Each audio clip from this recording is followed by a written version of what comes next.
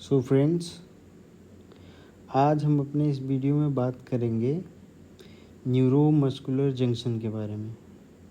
ठीक है ना। तो बेसिकली न्यूरोमस्कुलर जंक्शन का जो बेसिक कंसेप्ट है कि जो हमारे न्यूरोनल सेल हैं, ठीक है ना, न्यूरोनल सेल के अंदर जो भी कह रहे हैं कि इलेक्ट्रिकल सिग्नल होता है, न्यूरोनल सेल के अंदर जो इलेक्ट्रिकल सिग्नल है वो हमारे मसल्स को कैसे पहुंचता है। ठीक है ना।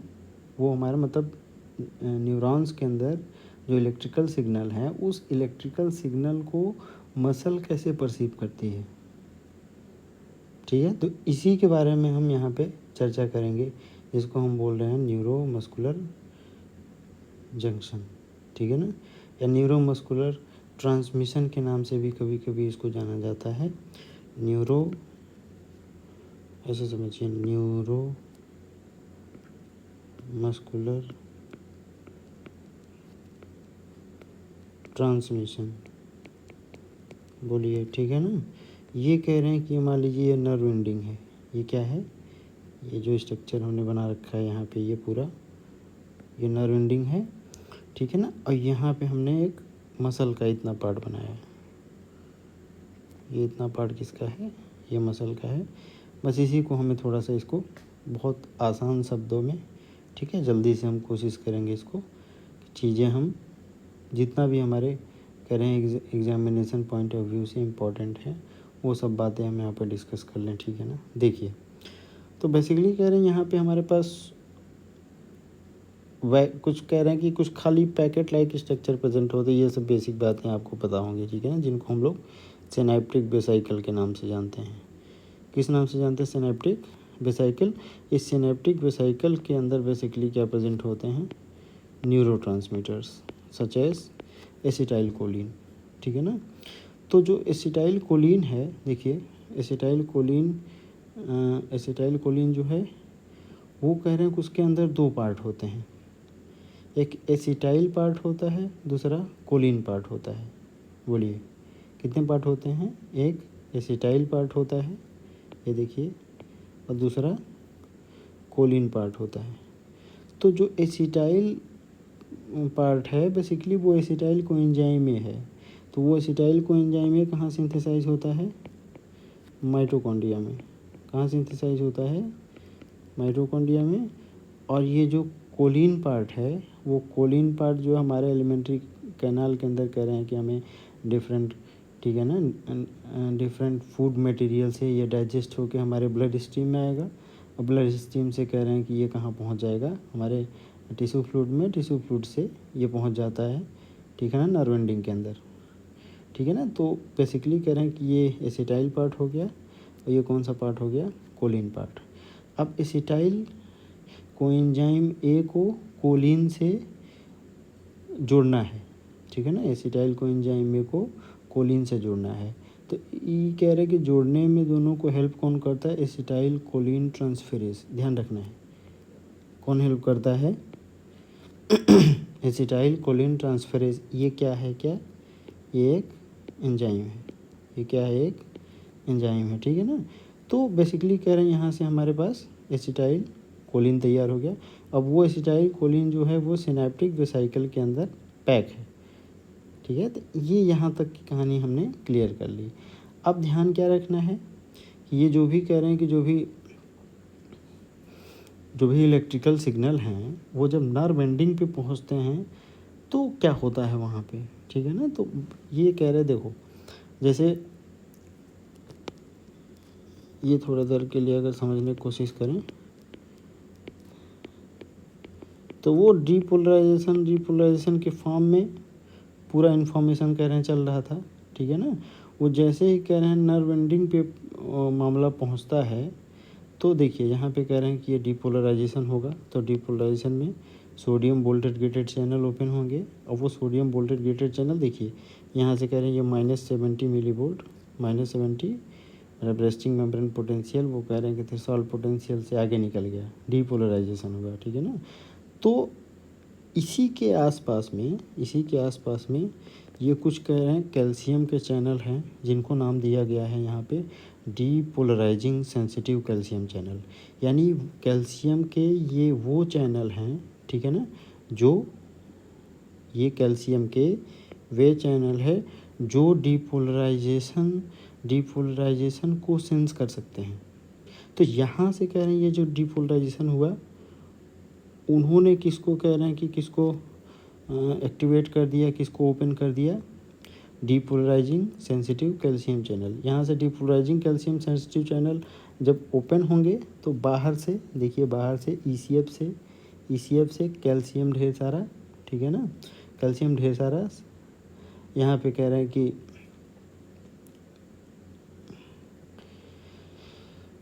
ठीक है ना, सेल के अंदर कह रहे हैं एंटर किया। अब ये कह रहे हैं कि ये कुछ प्रोटीनेशियस पार्ट हैं। एक पार्ट जो कि सिनेप्टिक वेसाइकल से लगा होता है, इसको नाम दिया जाता है सिनेप्टोब्रेविन। इसको क्या नाम देते हैं, सिनेप्टोब्रेविन, ठीक है ना। दूसरा प्रोटीनेशियस पार्ट जो यहाँ पे देखिए मेम्ब्रेन से कह रहे हैं अटैच्ड है, इसको नाम दिया जाता है सिंटैक्सिन। इसको क्या नाम दिया जाता है, सिनेप्टोब्रेविन एंड सिंटैक्सिन, ठीक है ना।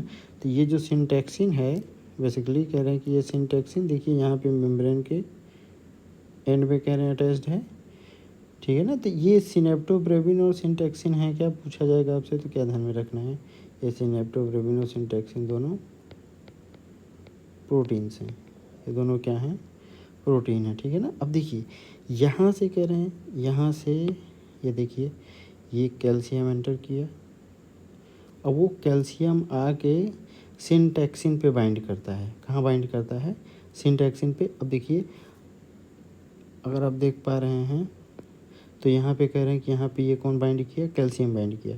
अब हमें पता है कि सर कैल्शियम के ऊपर चार्ज कैसा होता है, पॉजिटिव चार्ज। तो दोनों का जो पॉजिटिव चार्ज है वो दोनों का पॉजिटिव चार्ज एक दूसरे को क्या करते हैं, रिपेल करते हैं। यानी ये कह रहे हैं कि ये दोनों स्टार्टिंग में ये दोनों, ठीक है ना, ये बहुत पास होते हैं। देखिए पास है ना, ये जैसे ही कह रहे हैं यहाँ पे कैल्शियम कह रहे हैं कि कैल्शियम ऐसे आके बाइंड करेगा, तो इनमें कह रहे हैं आपस में रिपल्सन शुरू होगा, और ये ठीक है ना, ये दोनों दूर चले जाएंगे। उसके बाद क्या होता है, देखिए यहाँ से ये जो सिनेप्टिक वेसाइकल है, तो सिनेप्टिक वेसाइकल का जो सिनेप्टोब्रेविन वाला प्रोटीन पार्ट है वो आके सिंटैक्सिन से क्या करता है, फ्यूज़ कर जाता है। तो सिनेप्टोब्रेविन किससे फ्यूज़ करेगा, सिंटैक्सिन से, ठीक है ना। और यहाँ पे आपको क्या देखने को मिलता है, मतलब यहाँ पे ये जो सिनेप्टिक वेसाइकल है वो एक तरीके से यहाँ पे कह रहे हैं कि मेम्ब्रेन से आके क्या कर गई, फ्यूज़ कर गई, ठीक है ना। और ये एक्सोसाइटोसिस जैसी घटना आपको देखने को मिल रही है। कैसी घटना, एक्सोसाइटोसिस। तो एक्सोसाइटोसिस में हुआ क्या है, एसिटाइल कोलिन को बाहर कर दिया गया, एसिटाइल कोलिन को कहाँ कर दिया गया, बाहर कर दिया गया, ठीक है ना। अच्छा ये जो पार्ट है, ये इतना पार्ट है, इसको बोला जाता है सिनेप्टिक क्लेफ्ट, इसको बोलते हैं सिनेप्टिक क्लेफ्ट, ठीक है ना। ये जो नर्व एंडिंग है, नर्व एंडिंग की जो मेम्ब्रेन है उसको बोला जाता है प्री सिनेप्टिक मेम्ब्रेन। इसको क्या बोल रहे हैं, प्री सिनेप्टिक मेम्ब्रेन, ठीक है। और जो मसल्स की जो बाउंड्री है उसको बोला जा रहा है पोस्ट सिनेप्टिक मेम्ब्रेन, ठीक है ना, पोस्ट सिनेप्टिक मेम्ब्रेन। अब ये जो पोस्ट, देखिए यहाँ पे पोस्ट सिनेप्टिक मेम्ब्रेन है ना, ये जो पोस्ट सिनेप्टिक मेम्ब्रेन है, पोस्ट सिनेप्टिक मेम्ब्रेन के ऊपर देखिए ये कुछ स्पेशल कह रहे हैं कि चैनल प्रेजेंट होते हैं, जिनको हम लोग नाम देते हैं लाइगेंड गेटेड चैनल। क्या नाम देते हैं, लाइगेंड गेटेड चैनल। यानी ये वे चैनल हैं जो कि लाइगेंड को बाइंड करने, ठीक है ना, लाइगेंड को क्या करते हैं, बाइंड करते हैं। अब यहाँ पे इनका नाम क्या है, लाइगेंड गेटेड चैनल, ठीक है ना, इनका नाम क्या है, लाइगेंड गेटेड चैनल। तो जो लाइगेंड गेटेड चैनल हैं वो बेसिकली कह रहे हैं कि वो किसको जोड़ेंगे, लाइगेंड को। यहाँ पे लाइगेंड की तरह कौन कह रहे हैं, कौन काम करता है, तो लाइगेंड की तरह बेसिकली काम करता है एसिटाइल कोलिन। कौन काम करता है, एसिटाइल कोलिन। देखिए तो एसिटाइल कोलिन जैसे ही कह रहे हैं लाइगेंड गेटेड चैनल से आके जुड़ता है, ठीक है ना, लाइगेंड गेटेड चैनल ओपन हो जाता है। लाइगेंड गेटेड चैनल क्या हो जाता है, ओपन हो जाता है। अब जैसे ही कह रहे हैं लाइगेंड गेटेड चैनल ओपन होता है, ठीक है, तो अब देखिए लाइगेंड गेटेड चैनल जैसे ही ओपन होगा तो यहाँ से बाहर से मतलब ईसीएफ साइड से ढेर सारा सोडियम सेल के अंदर एंटर करता है और सेल के अंदर से कुछ पोटेशियम, देखिए कुछ पोटेशियम क्या होते हैं, बाहर जाते हैं। लेकिन पोटेशियम देखिए, ये पोटेशियम बाहर जा रहा है, ये पोटेशियम बाहर जा रहा है और ये सोडियम एंट्री कर रहा है, ठीक है ना, ये सोडियम एंट्री कर रहा है। अब यहाँ का कह रहे हैं कि जो मतलब मसल का जो रेस्टिंग मेम्ब्रेन पोटेंशियल बोलने की कोशिश करें हम, ठीक है ना, रेस्टिंग मेम्ब्रेन पोटेंशियल वो लगभग कह रहे हैं कि -80 मिली वोल्ट है। कितना है, -80 मिली वोल्ट। अब जब ये कह रहे हैं कि -80 मिली वोल्ट जो है वो -80 मिली वोल्ट जैसे ही कह रहे हैं कि -80 मिली वोल्ट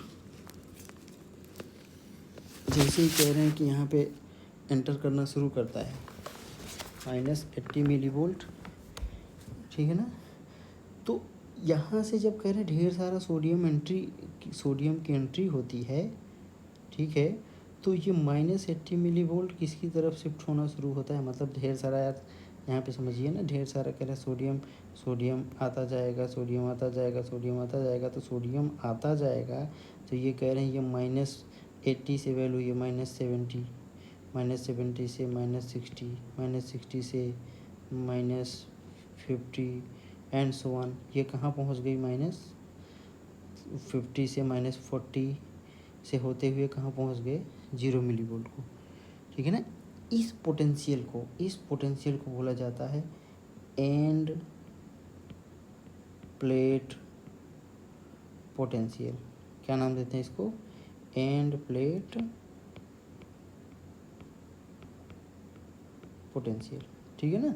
अब यहाँ से देखिए ध्यान से कि ये जो सोडियम, देखिए ये जो सोडियम यहाँ पे एंटर किया है, वो सोडियम का कुछ पार्ट कह रहे हैं कि जो मेम्ब्रेन के जो मेम्ब्रेन का किनारा है, जो फ्लैंक्स हैं, उधर साइड में कह रहे हैं यहाँ से डिफ्यूज़ होगा, मतलब ये पूरा कह रहे हैं ऐसे फैलेगा, इधर साइड में भी फैलेगा, इधर साइड में भी फैलेगा, ठीक है ना, दोनों साइड में फैलेगा।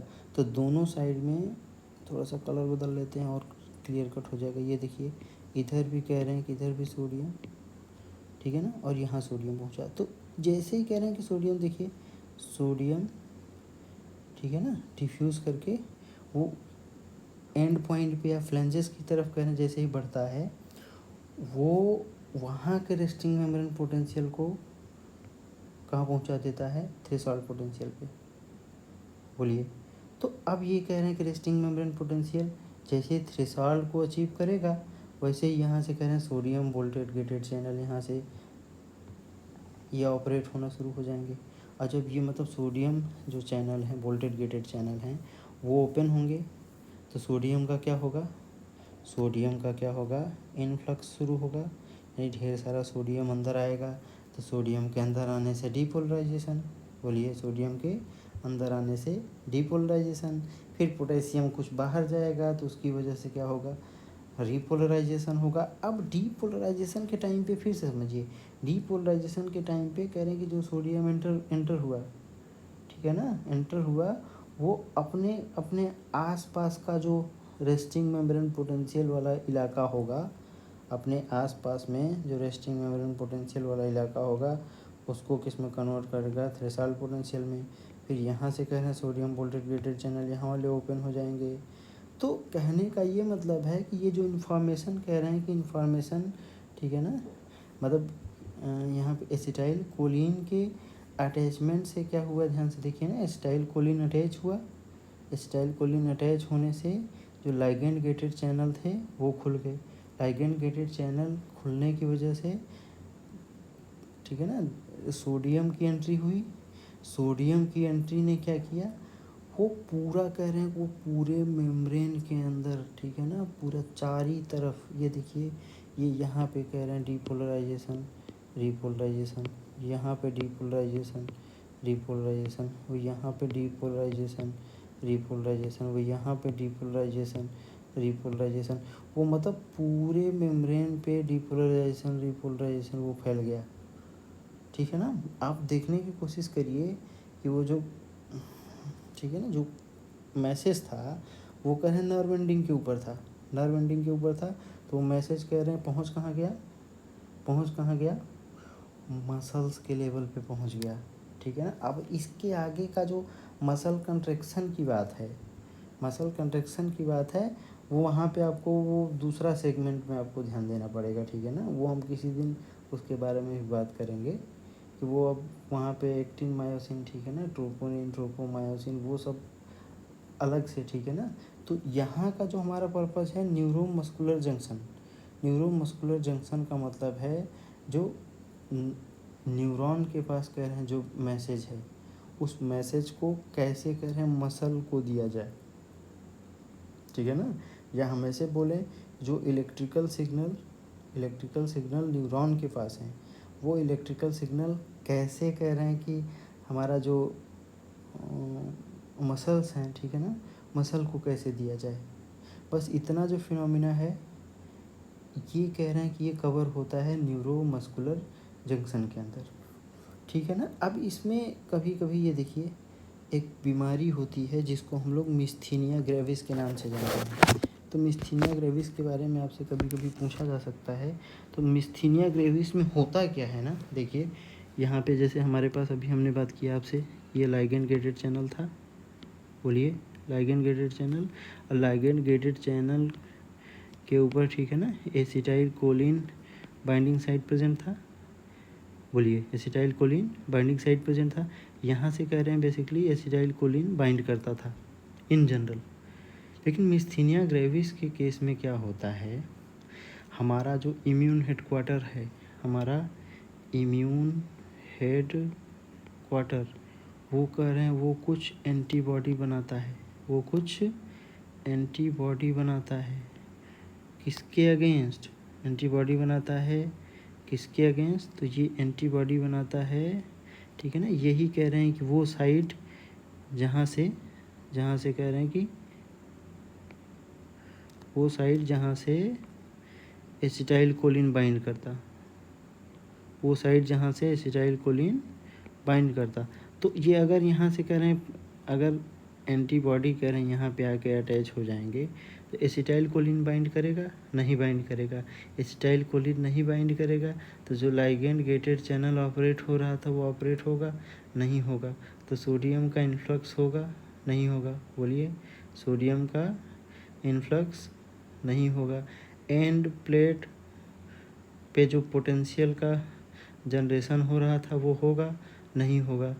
तो उसकी वजह से फिर कह रहे हैं डीपोलराइजेशन रीपोलराइजेशन जो प्रोसेस है वो होगा, नहीं होगा। मतलब कहने का ये है कि जो इलेक्ट्रिकल सिग्नल, जो न्यूरॉन के पास इलेक्ट्रिकल सिग्नल था वो मसल तक नहीं पहुंच पाता है। तो उस केस में फिर कह रहे हैं कि जब एक्शन पोटेंशियल मसल को मिला ही नहीं तो फिर वो कंट्रैक्ट और रिलैक्स नहीं कर सकती है प्रॉपरली। ठीक है ना। तो यही प्रॉब्लम होती है मिस्थीनिया ग्रेविस के पेशेंट्स में। तो आपको बस ध्यान क्या रखना है कि ये एक ऑटो इम्यून बीमारी है जिसमें एंटीबॉडी बन जाते हैं। ठीक है ना। एंटीबॉडी किसके लिए बनते हैं, एसिटाइल कोलिन रिसेप्टर, जो एसिटाइल कोलिन रिसेप्टर हैं उसके अगेंस्ट क्या हो जाता है, यहाँ पे एंटीबॉडी सिंथेसाइज हो जाता है। ठीक है ना। तो इसकी वजह से होगा क्या क्या, देखिए लाइगेंड गेटेड चैनल ऑपरेट होंगे, नहीं होंगे।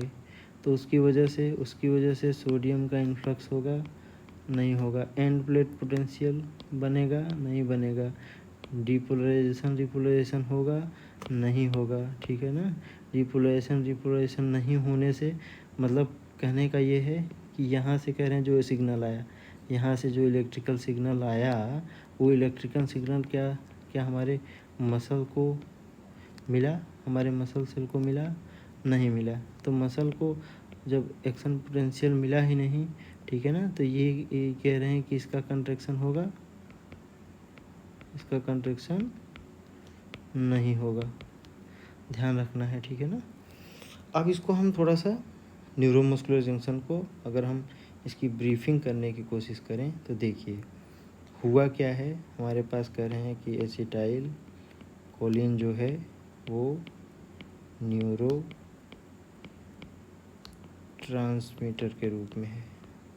बोलिए, जिसके पास दो पार्ट है, एक पार्ट है एसिटाइल कोएंजाइम ए, दूसरा पार्ट है कोलिन, ठीक है ना। तो ये एसिटाइल कोलिन न्यूरोट्रांसमीटर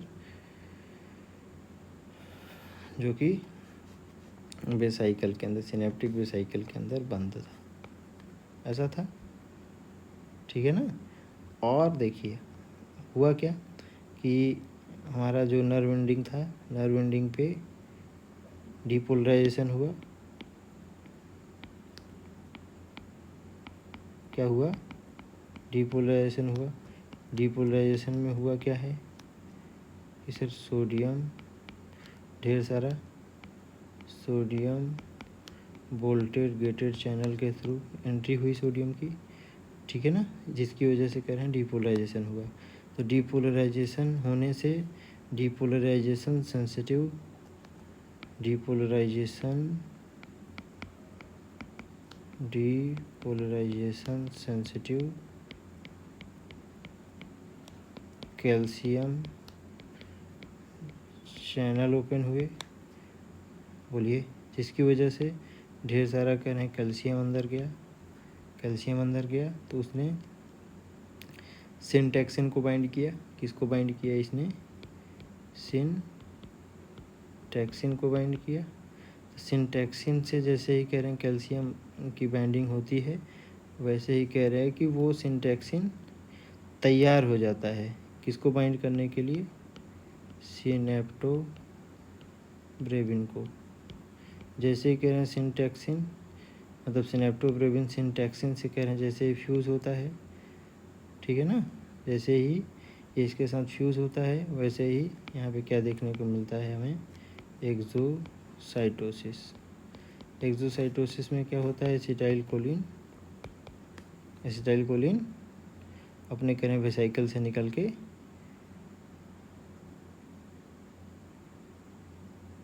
बोलिए एसिटाइल कोलिन कहाँ आ गया? ये यहाँ की बात कर रहे हैं। एसिटाइल कोलिन जो सिनेप्टिक क्लेफ्ट है, सिनेप्टिक क्लेफ्ट के अंदर एसिटाइल कोलिन निकल गया। देखिए एसिटाइल कोलिन सिनेप्टिक क्लेफ्ट में है। अब ये एसिटाइल कोलिन किसकी तरह काम कर रहा था? लाइगेंड की तरह, ठीक है ना। और लाइगेंड गेटेड चैनल यहाँ पे हम मसल्स के अंदर प्रेजेंट थे। बोलिए, ये थे। तो लाइगेंड गेटेड चैनल से एसिटाइल कोलिन बाइंड किया। जैसे एसिटाइल कोलिन बाइंड करता था तो यहाँ से कह रहे हैं सोडियम का इनफ्लक्स और पोटेशियम का आउटफ्लक्स होता था। सोडियम के इनफ्लक्स की वजह से बोलिए एंड प्लेट पोटेंशियल बना, और कुछ सोडियम का जो पार्ट है, ठीक है ना, वो सराउंडिंग में फैल गया। कहाँ फैल गया? सराउंडिंग में। और सराउंडिंग का जो कह रहे हैं कि रेस्टिंग मेम्ब्रेन पोटेंशियल है उसको थ्रेशोल्ड तक पहुंचा दिया। तो कह रहे जैसे ही यहाँ का थ्रेशोल्ड मिलेगा, यहाँ के जो भी वोल्टेज गेटेड चैनल वो काम करने लगेंगे। तो यहाँ पे आपको डीपोलराइजेशन और रीपोलराइजेशन, ठीक है ना। बोलिए, तो मतलब जो डीपोलराइजेशन और रीपोलराइजेशन है वो पूरे करें हम मसल को ट्रांसफ़र हो गई या ट्रांसमिट हो गई, ठीक है ना। यही हमारा पर्पस था किसका? न्यूरो मस्कुलर जंक्शन का। आई होप कि आपको चीज़ें क्लियर हुई होंगी। Thank you so much.